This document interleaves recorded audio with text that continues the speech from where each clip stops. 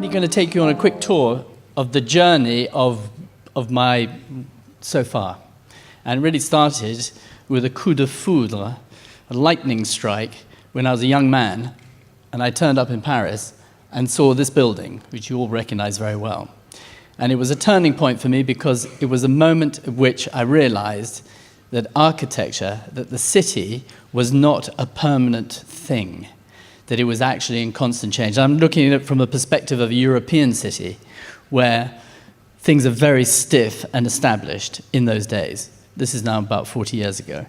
So looking at this building where single-handedly a change was taking place to the idea of public space, to the idea of a public institution, elitist institution, to the idea about verticality of public spaces, about how you put a building together. Every aspect of this building was so radical that it gave me a complete interest in architecture and the idea that we, as architects and professionals with our colleagues, can actually make a difference to the societies that, and bring them forward to explore different ways. The fascinating thing of working with Richard, which I did for 20 years, and worked and wrote with him and did a lot of what we called extracurricular, non-money-making work of thinking about things broadly, was this particular pair of slides that he showed me, which was, of course, you'll all recognize Michelangelo. And for me, this was the most unexpected side of Richard's thinking and approach to architecture. The idea that in those days, the medieval city on the left, and then the Renaissance contemporary architects coming, thinking about the space and weaving it, not just implying a new structure, but actually working with the existing and transforming it into a new aesthetic with new meaning, a new social purpose. This contrasted at the same time. I studied and worked through university, so in and out, in and out, in and out, which gave me an interesting perspective of working for an international architect and then actually starting right at the bottom as an apprentice architect and student. I had a very inspiring tutor, and for those teachers that are here and for the students, it's an incredible moment, and you must savor every young moment that you have when you're helped to discover your own passions, because those passions stay throughout your life. And this one was my tutor had come back from Mexico and had found a little grey plaque on the side of a building, and it was the Ministry for the Quality of Life. And so our first project was the Department of the Land. And this, the most extraordinary site, we were literally sent there by bus. We arrived on this place, it's down the Thames estuary in England, away from London towards the sea, a kind of abandoned space. And we had to do something with it. So the program was nothing.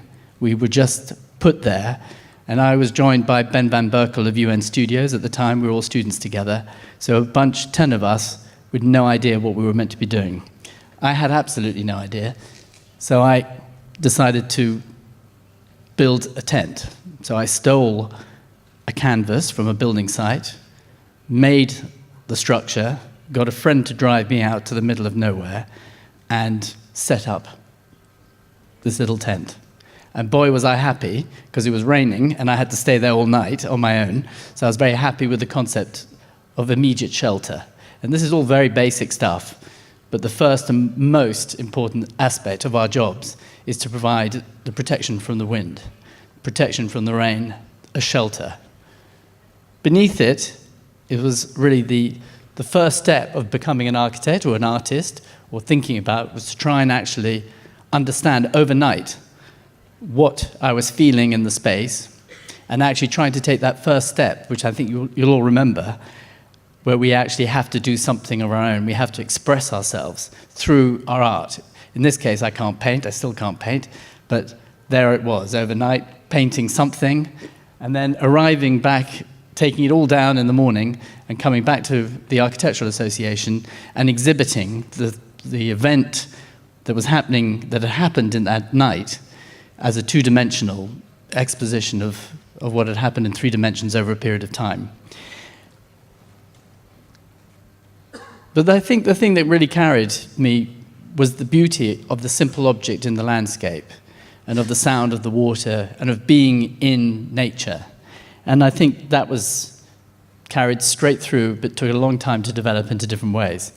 This is the first project I did when I left Rogers, and it is the most beautiful site down in the west of Southern Ireland. And it was for the producer of The Mission, actually, David Putnam. And he wanted a space in which to think, which is why I call it the think tank, which is sort of a place to think and to be in nature and to focus on it. He was also English in an Irish context. And the site was on a river at the bottom of his garden, but it was at the very private part of his house, but in a public space. So suddenly we had a cultural issue of an Englishman building in an Irish context in a public space, the river, which was frequented by boats and this, that, the other. So there was a dichotomy between how we dealt with it. So the first thing I did was taken up and down the river by boat, looking at the existing structures that were there over a period of time. And they were generally stone buildings with stone roofs, very protected. And these were the little boathouses that dotted along all the way along. And so I started with a sketching process, like we all do, looking at those buildings, thinking about them. And this is 20 years ago, and at the time, a pitch roof was not something that modernists did, especially coming from Richard Rogers' practice. So it was a radical piece of conservatism.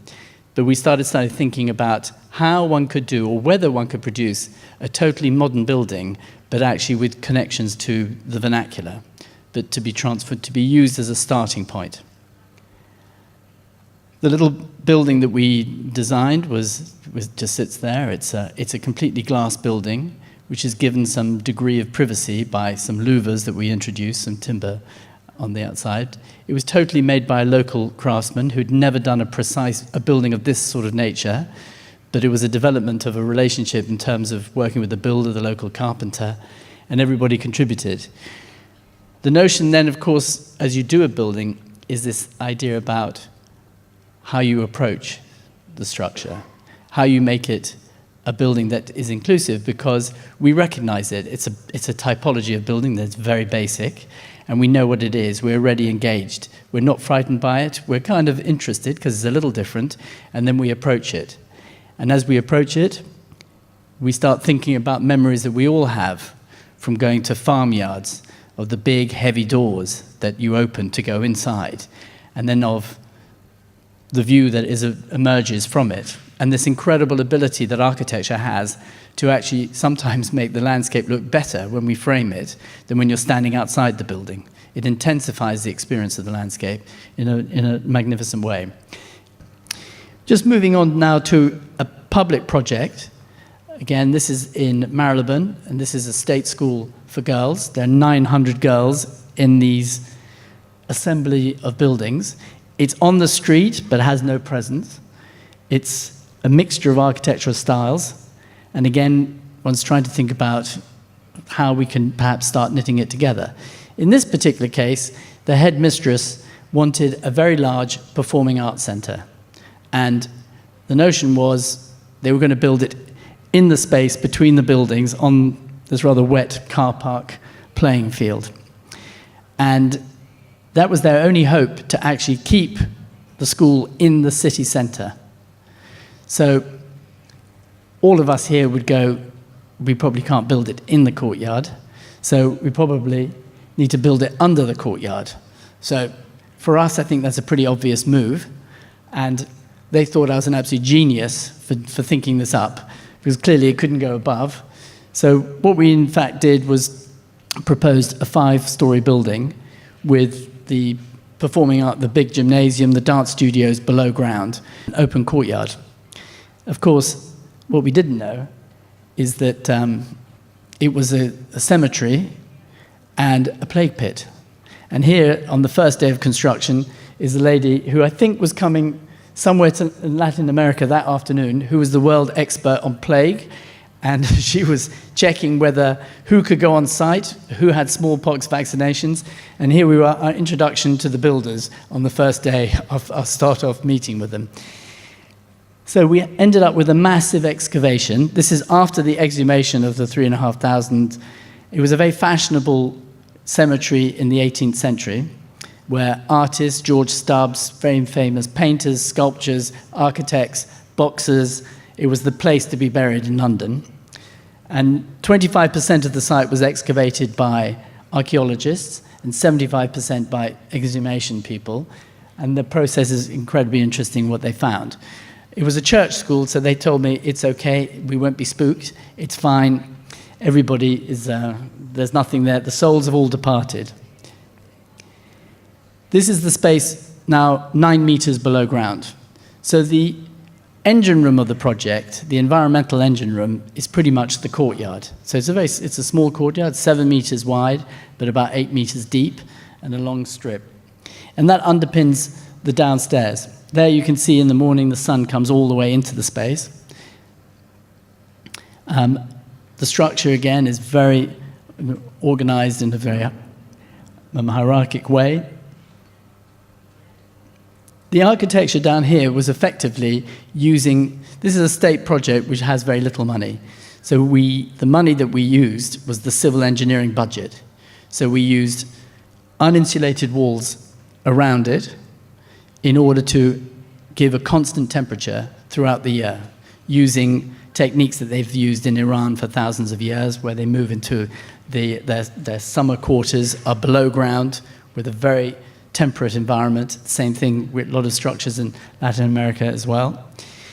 And here with shutters that open up, so you have complete ventilation. It's like being in an open recreation thing. But there's the quality of light that you get through, borrowed to carry on.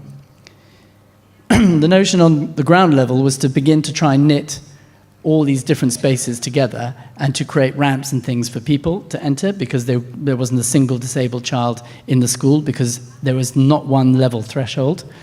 And then to try and link that back to the street in a series of spaces. This is the reconstructed courtyard. We've got rid of the cars, and now it's a playing field where the girls use it. And then establishing this kind of clock tower, which is just an elevator. Emphasizing the way down into the lower space to make it a theatrical event with a very theatrical staircase, using a covering made out of PTFE, the pillows of plastic pillows rather than glass. In every way, looking at different materials that we could use, from industrial use of glass, industrial wiring that we used, to give it a feeling that it was incredibly custom made, incredibly customly woven together, but actually using industrialized units. Here is the downstairs space with the shutters that are going up. And then, again, wonderful opportunity to use all sorts of different types of materials, to experiment with them. Most important for us, as we need to do it so that we can do it again, and then we can learn from each one. This is CLT roof, the timber roof which went up in a single day, made out of panels 6 meters by 2 meters and about 15 centimeters deep, spanning 6 meters. The structure goes up in a day.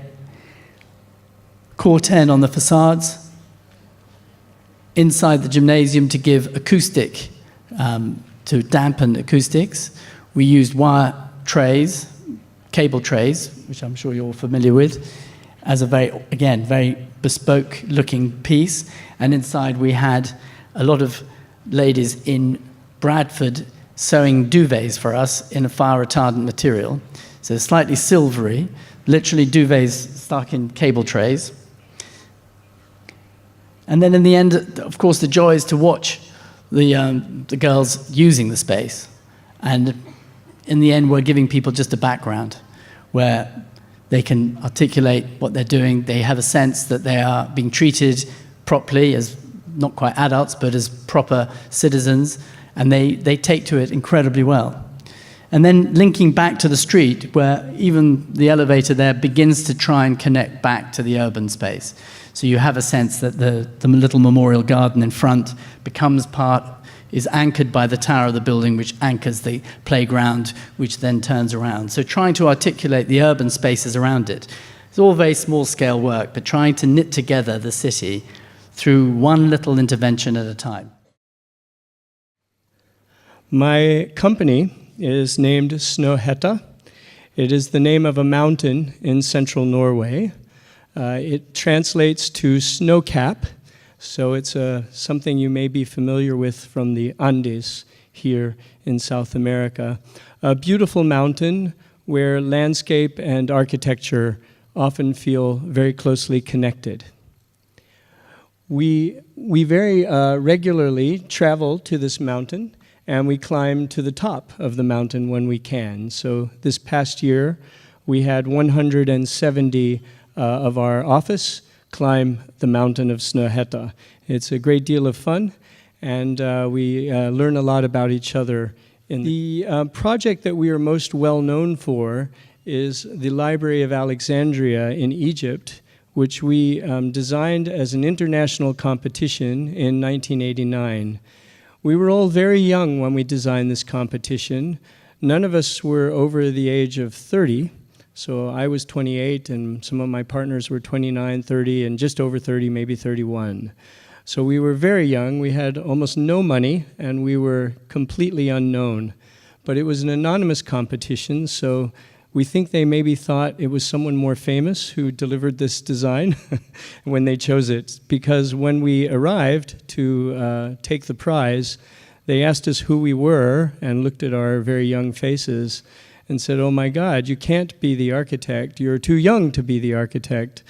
And our response was, if you chose an older architect, they will be dead by the time this project is finished. And it took us 13 years to make this building, working night and day, every day of the week.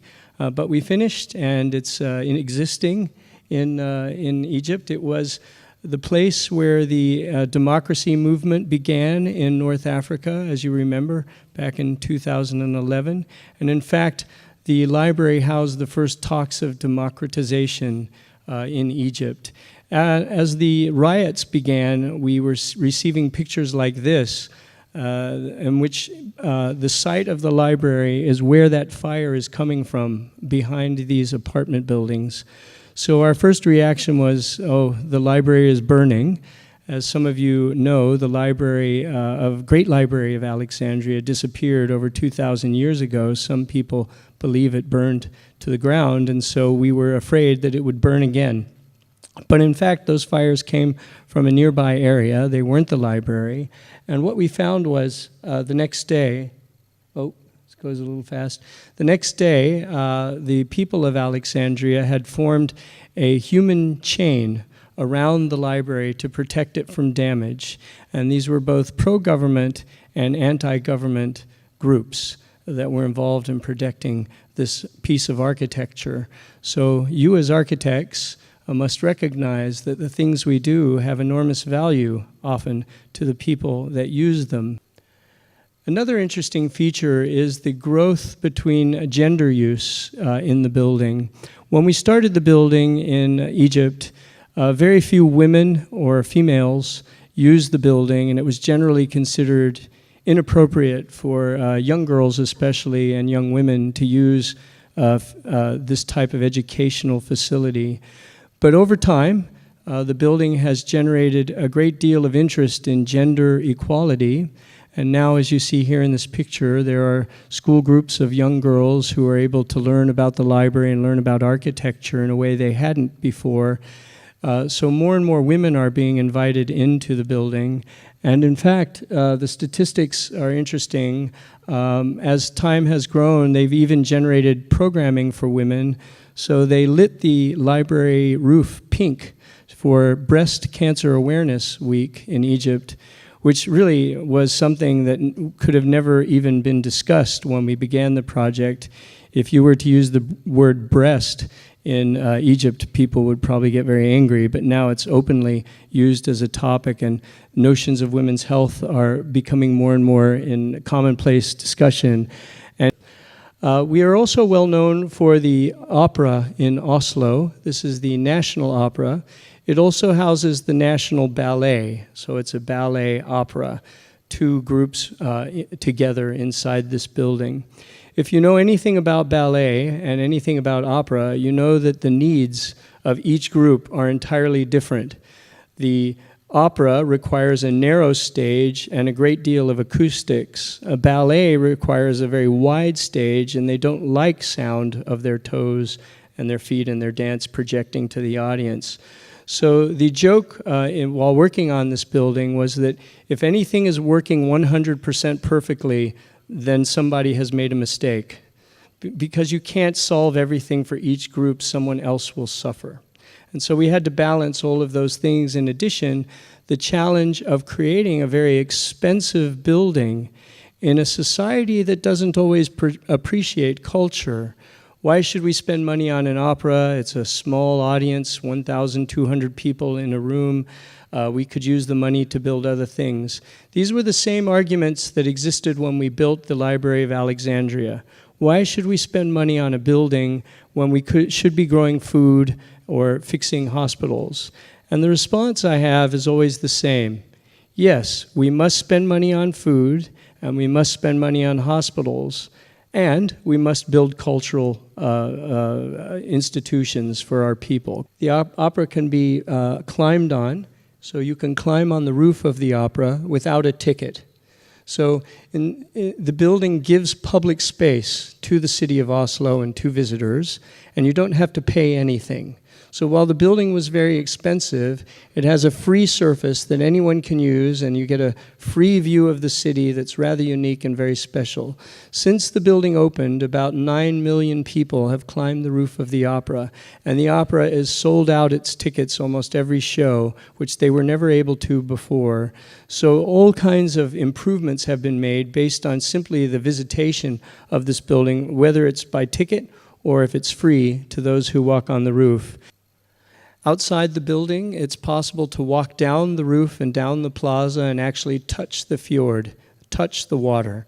So we have brought the natural landscape back into the city. You're well aware of this in Buenos Aires. It's very difficult to actually get to the water. There are a few places you can get to the water, but for the most part, the water's edge has been engineered away from contact by people. So in this case, it's true in Oslo too. There are highways and walls and barriers to the water. But at the opera, you can walk right down and touch it. So people bring their children. Because we removed the pollution from the water here, you can now swim in the water here in the bay, and you can launch your boat from the opera. The wildlife returned, so these two swans now are often there. It's funny, you never saw a bird or any fish before the building was built, but now that it's built, there are birds and fish all the time. And I guarantee if you go to the opera, you will likely see these two swans. They've just stayed. They made it their home. When the opera opened, we were very nervous to see what the headlines in the newspaper would be, that the architecture was good or the acoustics were good or bad. And so we stayed up very late at night waiting for the first headlines. And the first internet headline that came from the National News Service in Norway said this, which in Norwegian was the headline I translate in English: a couple was caught having sex on the roof of the opera during the opening.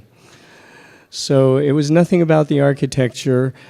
Somebody wanted to go to the opening, climb to the roof of the opera, and have sex. And so apparently when they were discovered, they were politely asked to leave and finish their activities elsewhere.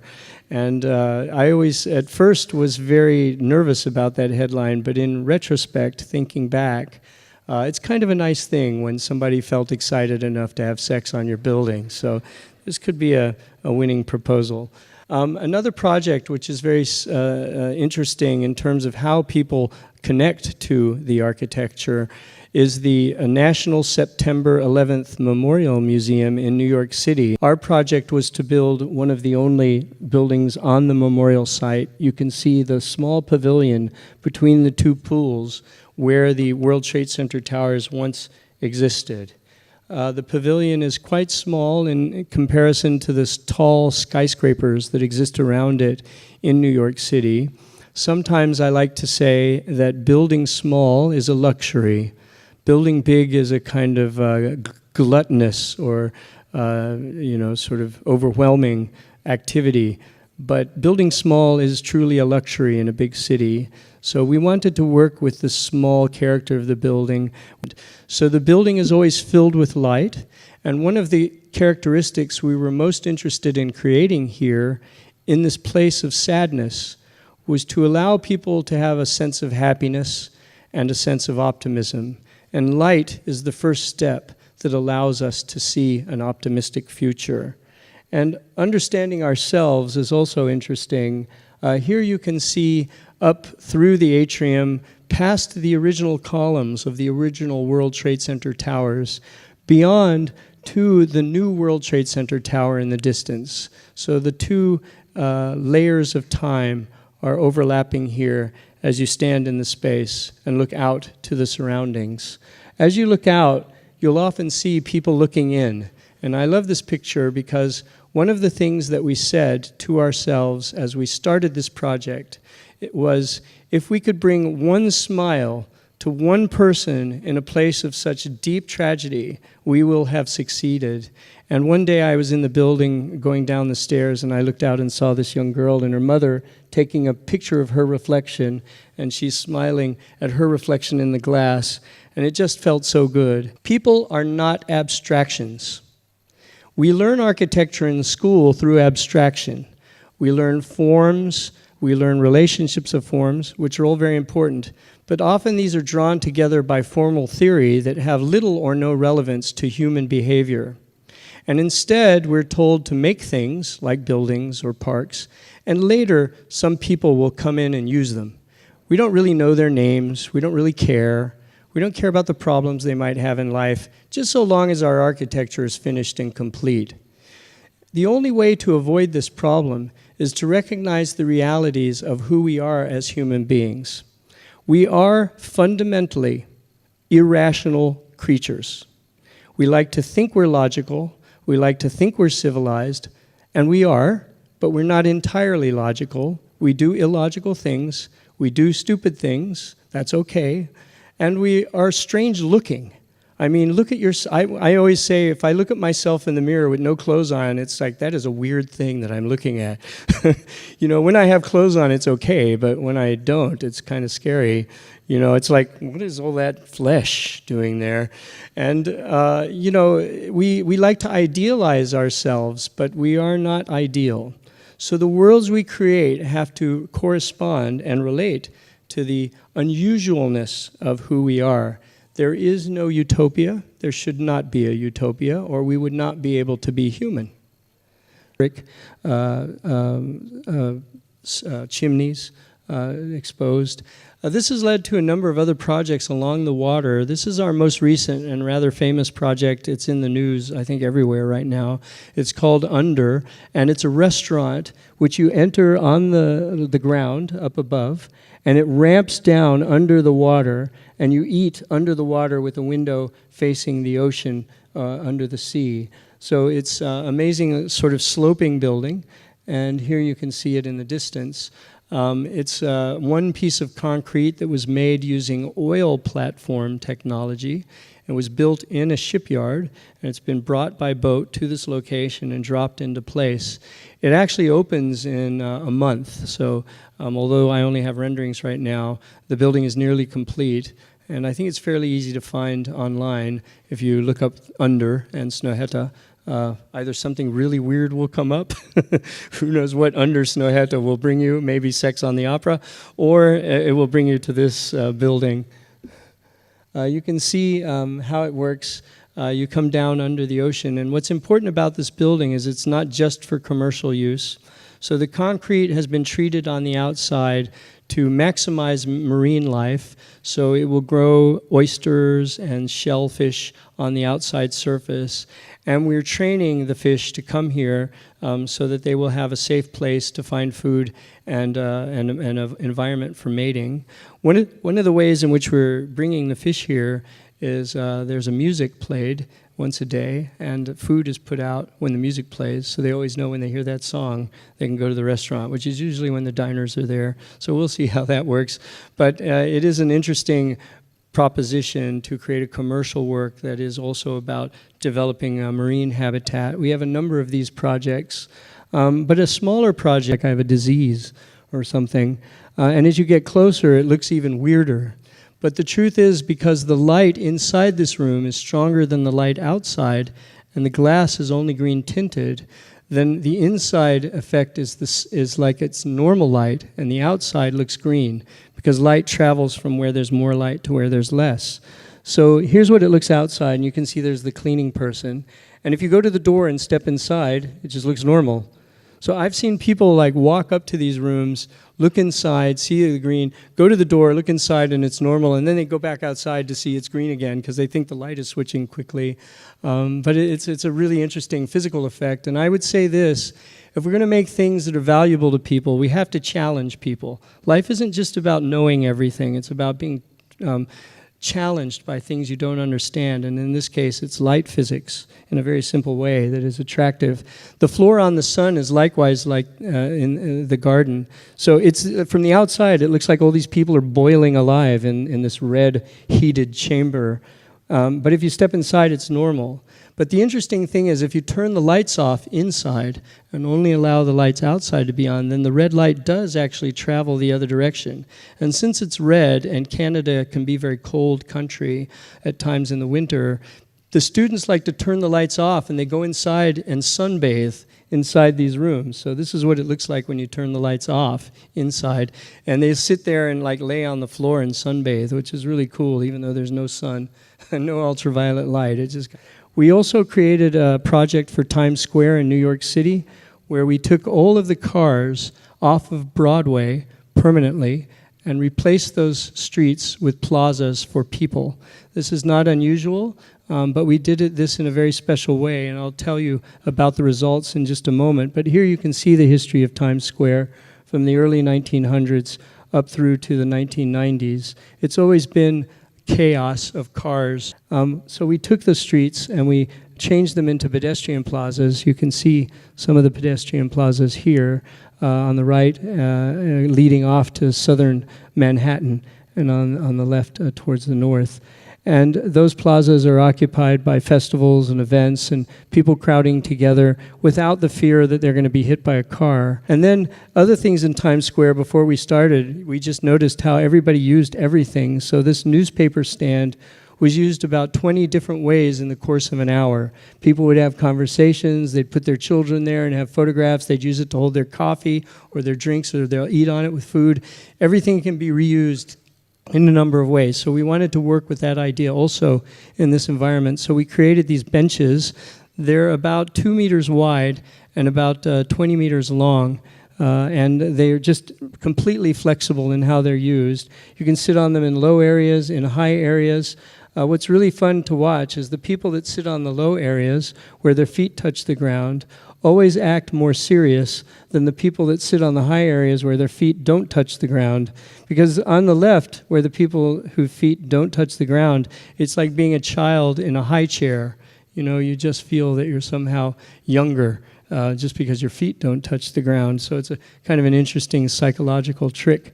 And here people are using it to lean on, to sleep on, to hang on. They stand on them at times, even though you're supposed to sit on them. So as soon as people occupy these benches in their own way, they feel they own them. And when people feel they own the architecture, then it has serious connection to them directly. Rather than being a part of the architect's life, it's a part of their life. And this is as we get near the end, I just want to show you another project. We just finished the San Francisco Museum of Modern Art. It is now the largest museum of modern art in the Americas, although the Museum of Modern Art in New York found out about that statistic, so they're starting to expand so they can be the largest. So it's kind of a race to see who's the biggest, which is a weird thing, but this is what happens. We were expanding onto an existing building by Mario Botta. So here you can see Mario Botta's building in the foreground on the left before we built the expansion, in our building behind it on the right. You see down these alleyways and these kind of amazing building rising up. And what I like to do is when I've stood there on this narrow alley and I've watched people, they'll walk past it really quickly at lunchtime, getting their food and bringing it back to work. And sometimes they'll catch that facade out of the corner of their eye and they'll just stop and go, wow, that is something weird. What is that? It might only be for a few seconds. It might be that they're texting their friends with their phone in their hand, and then they look like that. Even if it's only for 2 seconds, that's a victory over technology that I feel I'm happy about. You know, if people just stop and look at their surroundings for just a few moments, it's something that we can be proud of, that we're able to create as architects. Of course, usually after that 2 seconds is up, they go back to texting their friends, and then they're off again, not looking at their environment. But at least it's a moment that has value. Just past, past my bald head there, you can see it in between those two buildings, those horizontal stripes. I was like, yeah. And if you look at it, what's interesting is it's the only horizontal thing around. Everything else is vertical. So I also say, in addition to it being a luxury to make small things, it's also often in urban environments a luxury to make something horizontal, because everything wants to be vertical. And so it calls itself off as something different or unique. The other thing that's fun about the building is the toilets are wildly colored. So most of art museums like to be white, but white can get really boring after a while, and people get tired of white. And it's hard to get a museum director to agree to put color in a museum because they think it conflicts with the art. So the only place we could get away with it was in the toilets. But where we did it in such a way that the outside of the toilet is just a really boring white door, so you're just like a normal, stupid toilet.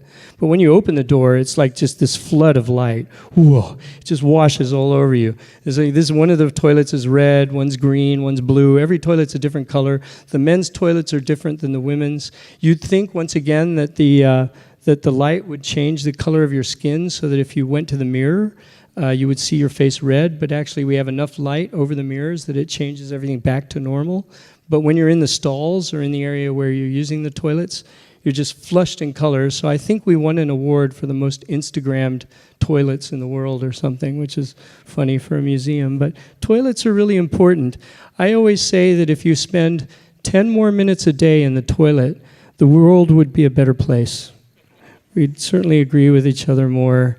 We'd be more relaxed. It's important to spend time in the toilet. And it's one of those natural things that we do that we're afraid to talk about. So we made these toilets really cool. Everybody talks about them when they leave. Muchas gracias por la invitación.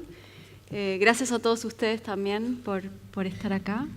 Ahora estoy muy confundida porque yo soy argentina, Peso es chileno y yo vivo en Chile hace 17 años.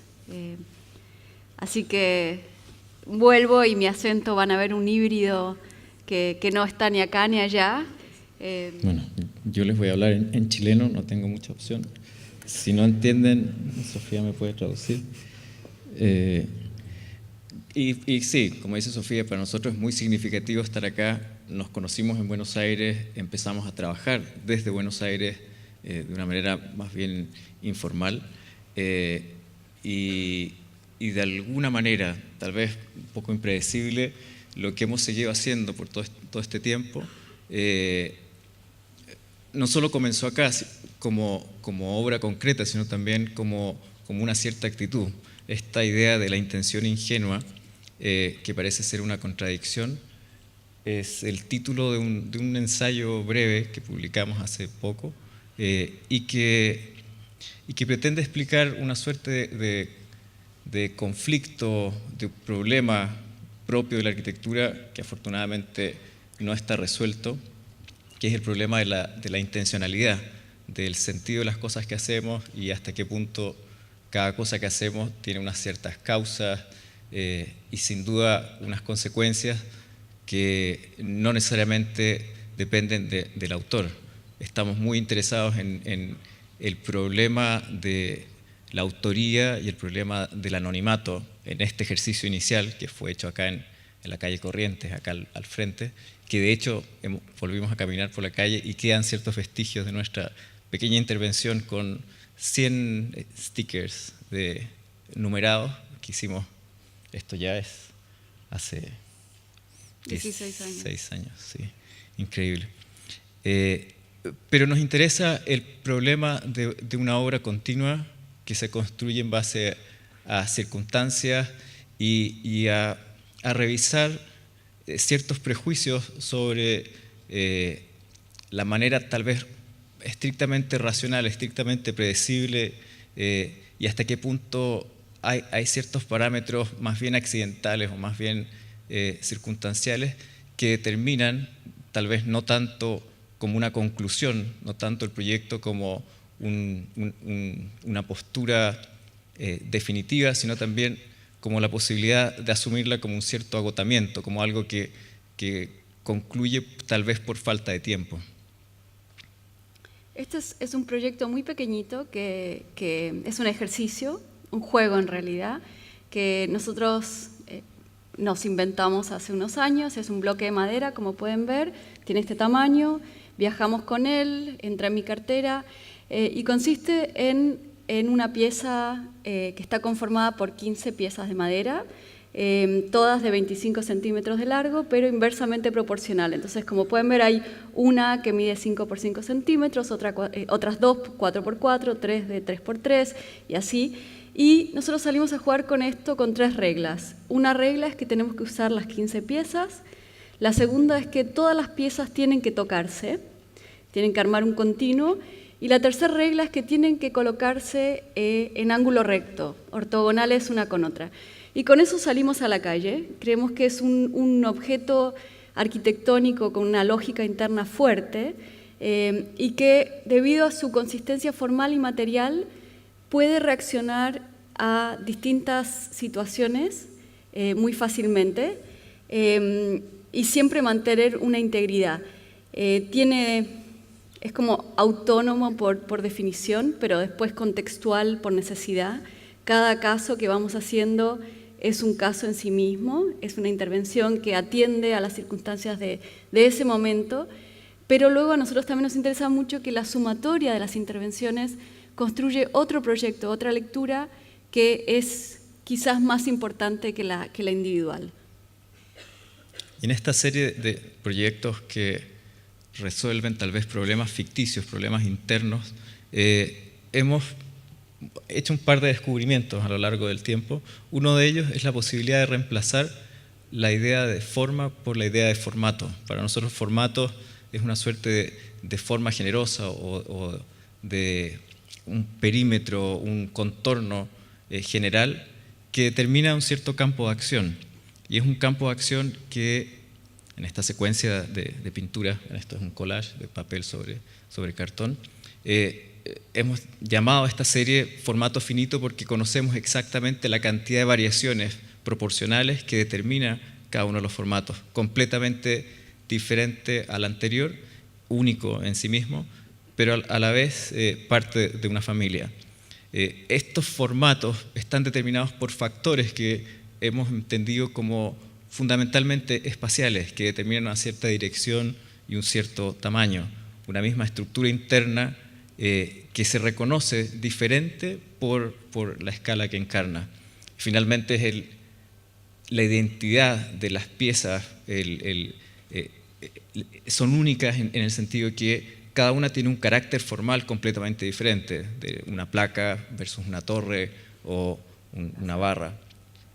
Este es otro caso, tal vez un formato más concentrado, más compacto, sin direcciones, que ocupa una posición estratégica al final, está sobre un acantilado y al final de un recorrido se llega desde arriba a una pieza que está rodeada de mar, enfrentando el Pacífico, por 3 lados.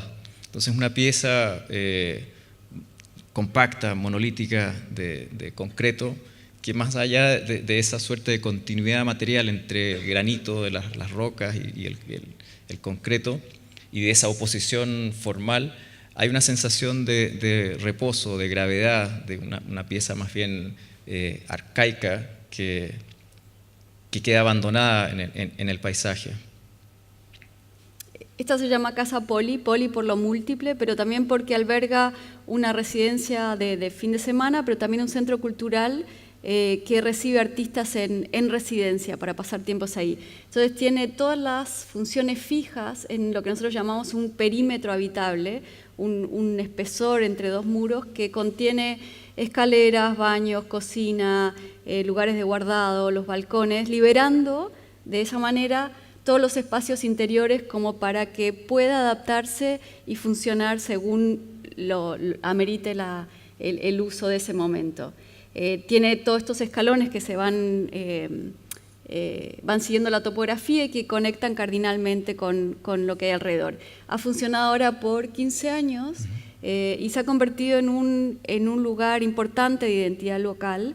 Muchos artistas han pasado periodos creativos en esta casa y nosotros creemos que funciona muy bien porque combina justamente la intensidad de estar en la naturaleza con la intensidad de generar proyectos artísticos. Uno de los frentes de la casa, el que enfrenta el acantilado, la diagonal, tiene un espacio vertical, tal vez sobredimensionado para la casa, que funciona como una rótula que trata de capturar esa dimensión diagonal del cerro, con proyecciones en diferentes direcciones, de manera de tener una situación más bien simultánea del paisaje, y con un objeto que finalmente uno puede entender casi sin escala, como una pieza, como decía, más bien abandonada en el tiempo, o tal vez sin tiempo, que es algo que queríamos tal vez trasladar después en un encargo, en un contexto tal vez menos idílico, un contexto suburbano, de una familia, una casa de uso permanente, pero que también tiene esa condición de tal vez de autonomía, de separación y de tal vez de casi como enmascaramiento de las funciones interiores. Esta es una casa que se estructura en torno a esta escalera, es el centro estructurante de la vivienda, una escalera de hormigón continua, sin descansos, toda de hormigón volcado in situ, y luego un perímetro de madera que se sostiene o se apoya sobre esta escalera, que es regular, muy mudo, neutro, pero entre uno y otro hay unas plataformas que van subiendo en espiral 70 centímetros una con respecto a la otra y que definen realmente esta casa, que no necesariamente se organiza en una o dos plantas, sino que creo que son como 12 plataformas sí. Y este tronco central de concreto que soporta la casa, una pieza estructural del interior, está atravesado, todos los recintos están interrumpidos por esta presencia que permite tener una percepción de una escala diferente al interior de la casa. Son simultáneamente, en esta imagen aparecen tal vez 5 recintos simultáneamente, y eso ocurre por la posición. Es una escalera, es una estructura interior de una cruz asimétrica que se interrumpe por la pieza de hormigón que corta las esquinas de cada recinto. Y eso permite, como pueden ver acá, una circulación muy eficiente, expedita por el centro de la casa, que vuelca directamente a cada recinto, o también otra secundaria, que es la que pasa de recinto en recinto.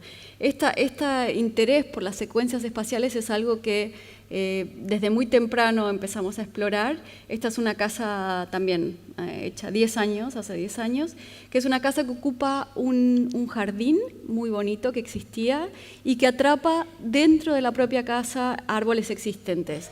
Tiene un solo piso, es una casa que se extiende como una alfombra en este jardín y que regula la profundidad de la planta por estos 9 patios que están justamente puestos donde había ya algunos árboles importantes, pero que además definen una secuencia como un agregado de habitaciones donde algunos son interiores y algunos exteriores, algunos con techo, algunos sin techo, pero la experiencia de la casa siempre es de una alternancia entre interiores y exteriores, que hace que, si bien ningún recinto es grande, la sensación horizontal en la casa es en muchas direcciones sumamente generosa. Este es un dibujo que recibimos como regalo de uno de los hijos del dueño de la casa, Rogelio, que su habitación está en la esquina arriba. Obviamente la entendía como la más grande de la casa. Y para nosotros era muy importante. De hecho, ahí aparecen 2 niños sin nombre, porque la madre estaba embarazada de mellizos, todavía no sabía los nombres. El papá y la mamá con una habitación más pequeña. Y para nosotros era muy importante, fue muy importante recibir este regalo por el nivel de precisión con el que él a su edad estaba leyendo la estructura de la casa. Para nosotros esto fue una confirmación de nuestro interés por lo que entendemos como la geometría topológica. No nos interesa tanto la analítica o descriptiva, sino más bien esa estructura mental, más bien primitiva. Nosotros lo leemos como la estructura espacial de la arquitectura que nos permite entender relaciones de proximidad, de tamaños, proporciones. Y esa escala difusa es algo que exploramos conscientemente en este último proyecto que les vamos a mostrar, que es de hecho la casa más reciente que hemos construido y de hecho la más pequeña, que ocupa una posición también muy, de algún modo, difícil frente a un acantilado, y que está del otro lado de la bahía donde está la primera casa que les mostramos. Hay una separación no solamente física sino temporal, son 15 años de distancia entre una casa de concreto y esta, con una actitud similar pero con un formato completamente diferente. Esta es una casa de algún modo desproporcionada, muy angosta, muy larga, que se encaja en una topografía accidentada, perpendicular a la topografía, y que se percibe más bien como una pieza de infraestructura en el límite casi de ser un simple muro de contención abandonado. El acceso también ocurre desde arriba, lo único visible es la cubierta, con este objeto que es más bien escultórico, que es la ventilación de la chimenea. Estos son unos dibujos del lápiz, de momentos del interior. Es una casa que no tiene ninguna partición, no tiene recintos, sino que tiene desniveles y escalones y unas columnas. La experiencia es de este espacio único, una habitación muy larga con 3 metros de ancho, que está interrumpida, puntuada por 3 columnas sobredimensionadas. Dentro de esas columnas y 2 puentes que cruzan, pero que hay 6 plataformas que van siguiendo la topografía, que son las que determinan el uso o el posible uso de cómo se habita, permitiendo espacios más íntimos y apretados en la parte superior y por supuesto espacios, esto es mirando hacia arriba, hacia las plataformas superiores, y la vista inversa que va hacia abajo con esos puentes que cruzan y que funcionan como pequeños refugios, altillos para una hija pequeña que tienen. Y solamente para recuperar la idea inicial, desde que trabajamos juntos hemos estado tratando de no resolver un problema. Obviamente la arquitectura tiene que resolver muchos problemas del mundo, pero creemos firmemente que también puede ser entendida como un problema en sí mismo, que no necesita ser resuelto, sino ser formulado, y que de alguna manera el ejercicio constante de volver sobre problemas que nos interesan confirman tal vez un consejo de un poeta que solía decir que para hacer arte es recomendable hacer siempre lo mismo, pero nunca igual. Muchas gracias. Muchas gracias.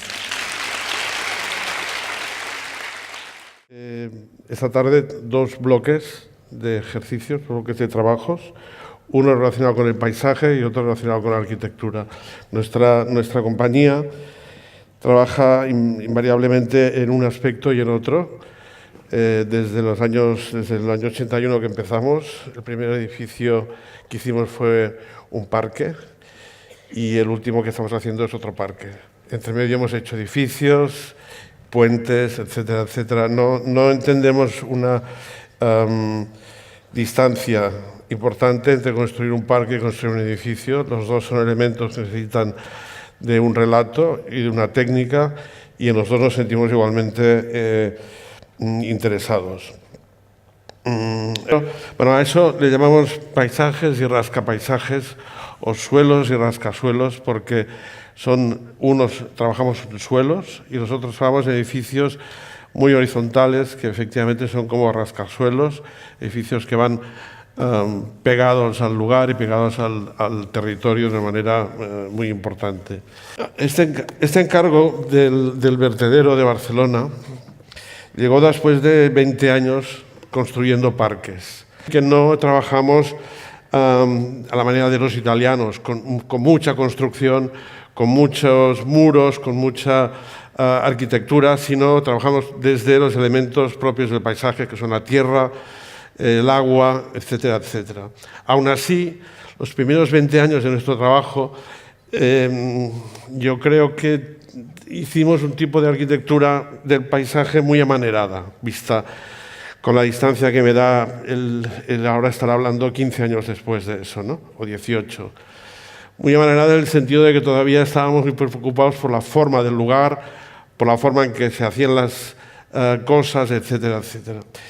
Y lo que nos, digamos, no sé si se dice en Argelia, lo que nos destetó, lo que nos sacó de esa situación de adormecimiento que tiene la forma, fue este proyecto del vertedero, el nuevo vertedero de la ciudad de Barcelona. Nos contrataron como paisajistas, en el sentido peor de la palabra, que es, no sé, ¿recordáis una película de Salma Hayek que se llamaba Vosotros asesináis y nosotros limpiamos la sangre?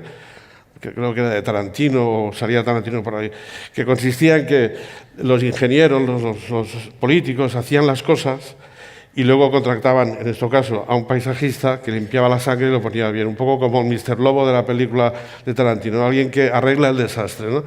Pues nos contrataron para decentar este lugar, que era un lugar que tenía todos los males.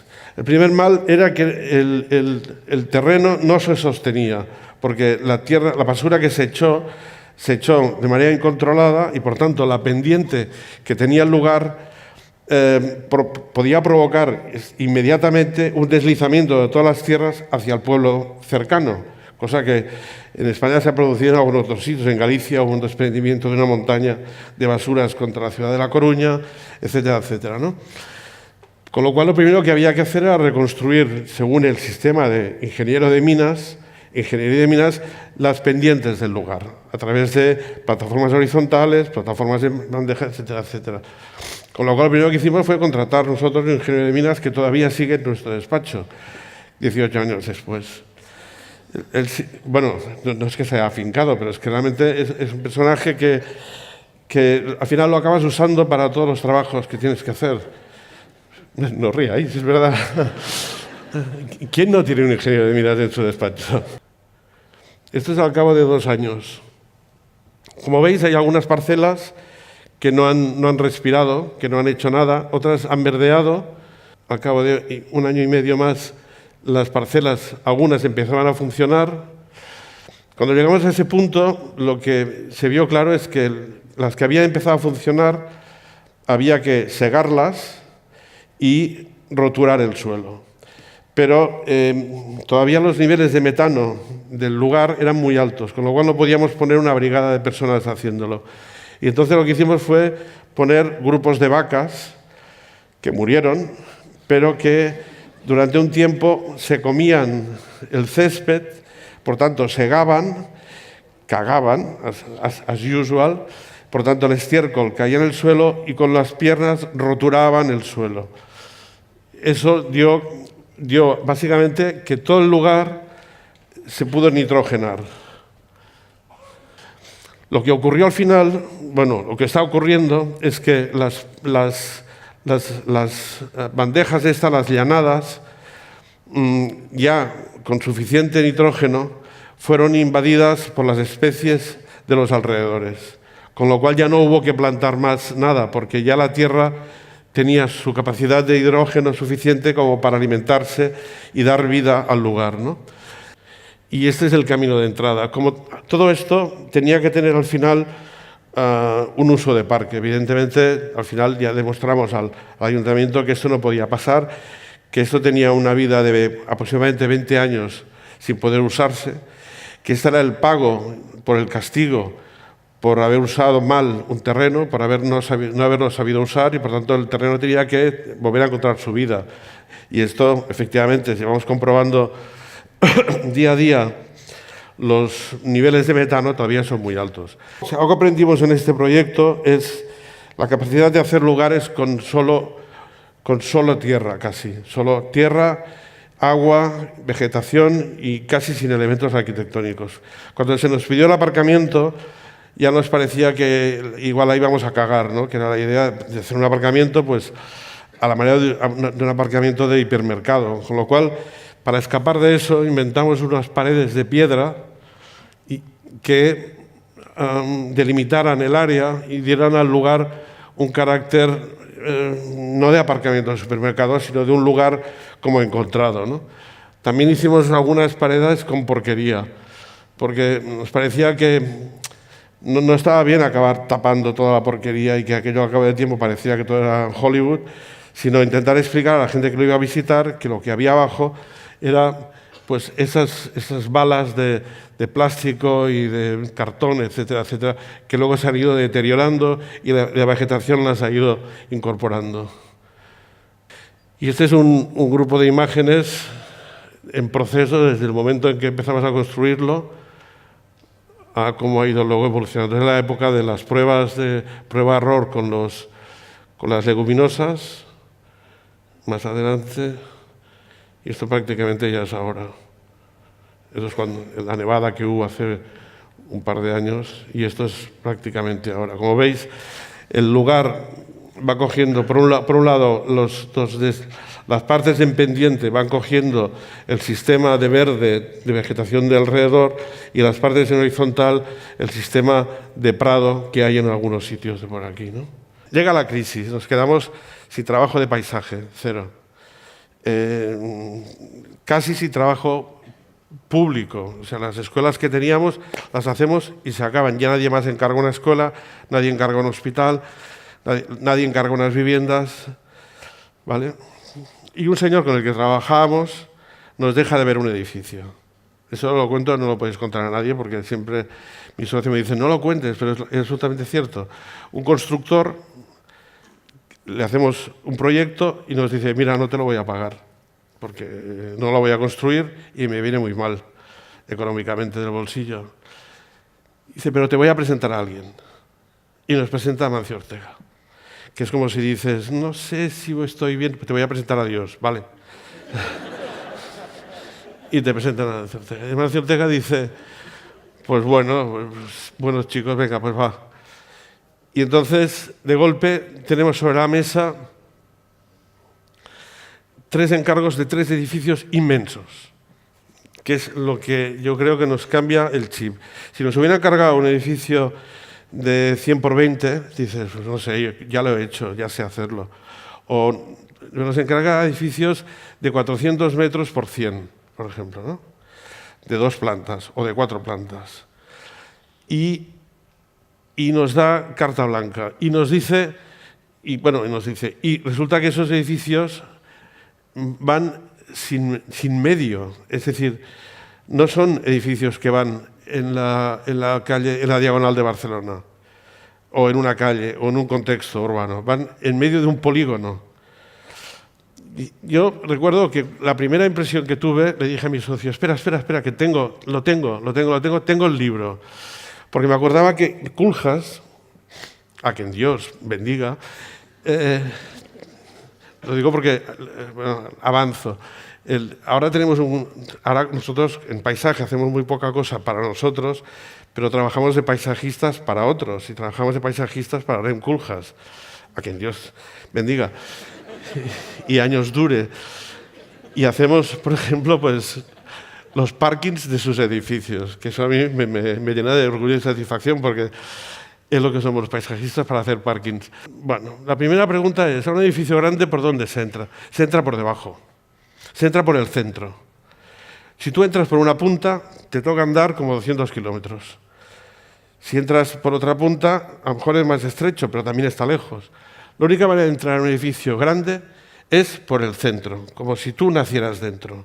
Por tanto, el edificio grande, y que eso, Koolhaas no lo decía, tiene que estar levantado. Y eso, ¿qué ventaja tiene estar levantado? 2. Una, que puedes construir un aparcamiento sin hacer sótanos, lo cual ecológicamente es un 10. 2, que los sitios que colocarías para hacer aparcamiento fuera no los tienes para aparcamiento, sino para lo que quieras, eso es otro 10. Y 3, que los coches están tapados. Están tapados. Y un edificio en el que te vas a gastar tanto dinero, tenerlo levantado del suelo, no hacer sótano, en el fondo es económico.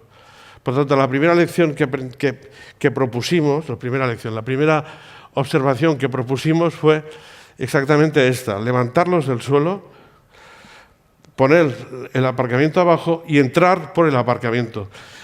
Yo recuerdo cuando propusimos el concepto de entrar por el aparcamiento, el grupo de Inditex que lo presentábamos nos miró como "Buah, aparcamiento". Yo pensaba, ¿puedo hablar un momento? Perdona. Dijo, ¿qué coches tenéis? O sea, el más tonto tenía un Rolls, ¿sabes qué te digo? O sea, los señores que trabajan en Inditex no tienen coches, tienen barcas. Digo, perdona, haremos un aparcamiento que podrás comer en el suelo. Haremos un aparcamiento que va a ser como una obra de arte. Tú pasearás y dirás, el Maserati del señor Isla. ¿Sabes? Bueno, pues este era un poco la versión del primer edificio que hicimos, que es planta baja, un parking inmenso, un vestíbulo abajo que pincha y arriba, el vestíbulo que pincha arriba, cara sur y cara oeste y este, pequeñas piezas cerradas y cara norte, el lugar de trabajo abierto. Y este es el primero de estos, Massimo Dutti, cerca de Barcelona. Cara norte, el aparcamiento, como veis, ¿no? Esta es la entrada de los coches. Este es el entorno real, ¿no? Es lo que decía, el contexto de estos edificios, no hay un contexto al que te puedas coger. El contexto industrial quiere decir que este edificio de aquí al lado es un letrero, finalmente, no es un edificio. Este es el parking. Perdón. Esta es la escalera de acceso. Este es el hall de acceso. La vista desde arriba, una pequeña ventanita que hay desde el último piso. Y estos son los grandes lugares de trabajo. Este es el siguiente que hicimos. Este es en Galicia, Pull&Bear. Es el mismo concepto, como veis. Es un área de aparcamiento abajo, un punto de acceso por debajo. Y la planta de arriba, todo un sistema en las caras sur, este y oeste, más cerrado, y en la cara norte muy abierto. Y la escalera, en este caso, una escalera helicoidal. Cada edificio de estos, el director es uno de los hermanos de la mujer. Esto supongo que es una tradición muy española, que el cuñado tiene la deferencia de tener alguna parte, ¿no? Entonces, la forma de la escalera la elegía el cuñado. A unos les gustaba más helicoidal, otros más así. Ya veréis la última también. No sé si Niemeyer tenía cuñado, pero...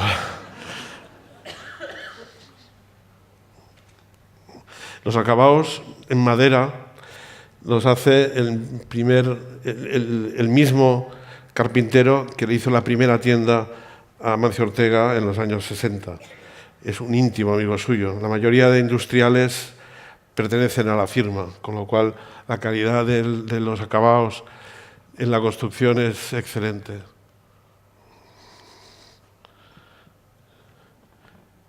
Esta sala, a diferencia de la de Massimo Dutti, la conseguimos hacer sin pilares. Muy bien, muchas gracias.